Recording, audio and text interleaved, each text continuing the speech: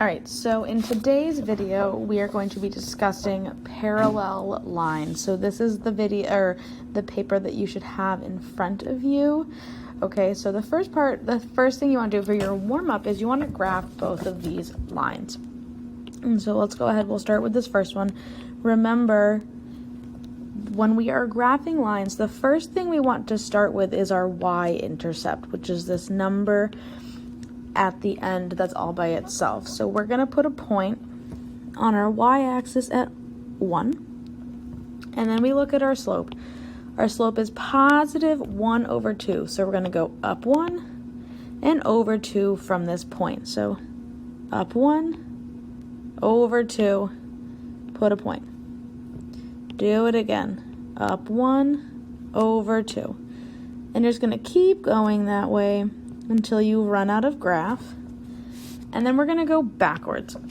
Down 1, over 2. And that's the same deal, just until you have run out of graph. And then you're going to go ahead and connect those points so you get a nice pretty line. And then we're going to do it again with our other equation. So this time our y-intercept is at -2, and our slope is the same. Up 1 over 2 the whole way. And then backwards, down 1 over 2. So take a second if you need to pause so you can plot your lines. And then there are some discussion questions. So take a second to answer about what you notice about the equations, which are right here, versus the actual graph, which is right there. So go ahead and pause before we move into the actual lesson.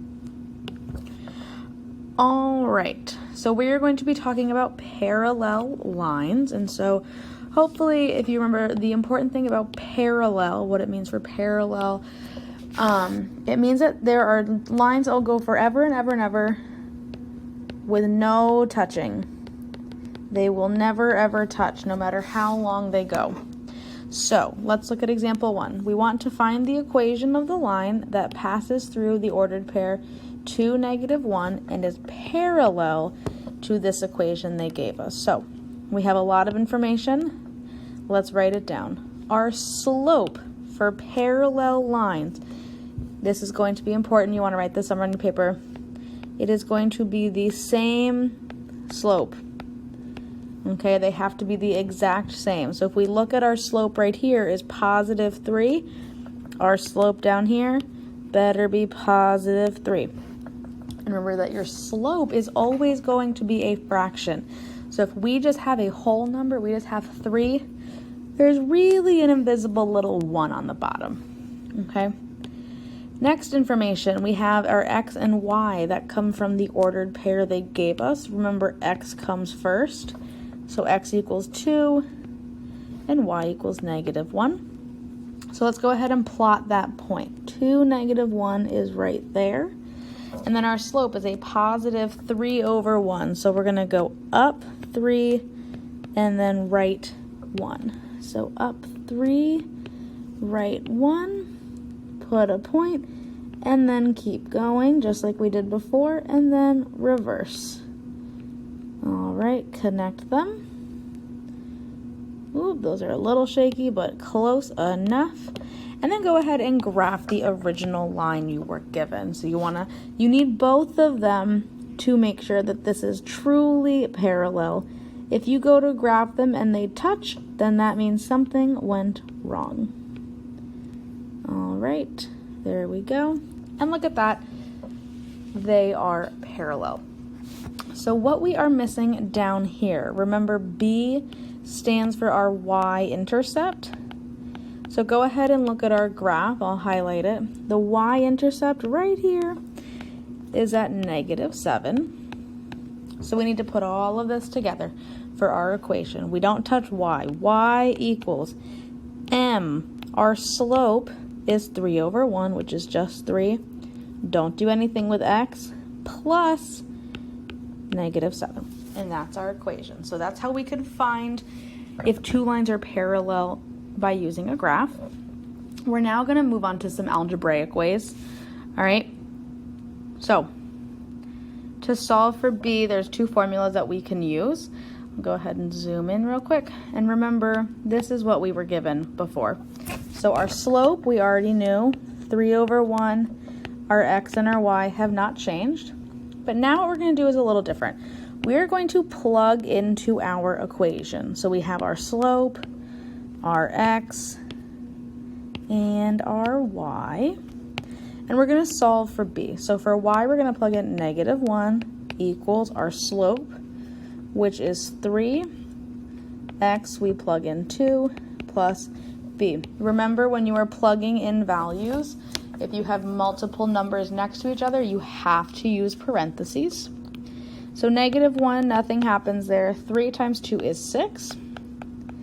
All right, and we're solving for b, so we want to get rid of this +6, move it to the other side, so we subtract 6.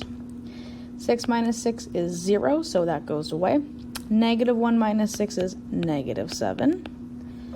All right, so -7 equals b. Good. Check that. Oh, yep, that is what we got last time. We did something right. And so now we need to write our answer in our final form, y equals mx plus b form. So we have y equals m is 3x, b is -7.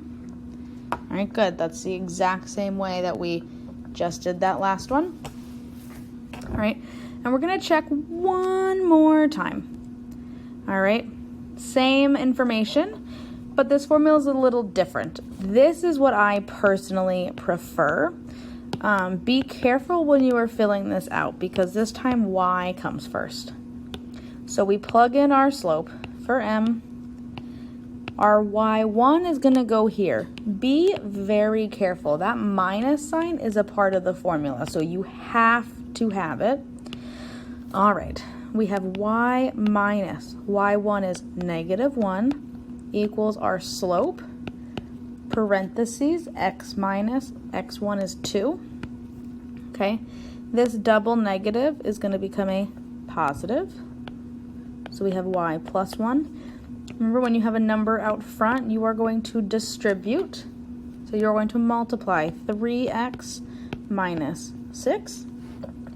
Now we are solving for y. To move this -1 over, we are going to subtract. And -1 is going to be friends with that -6. So we have y equals 3x minus 7.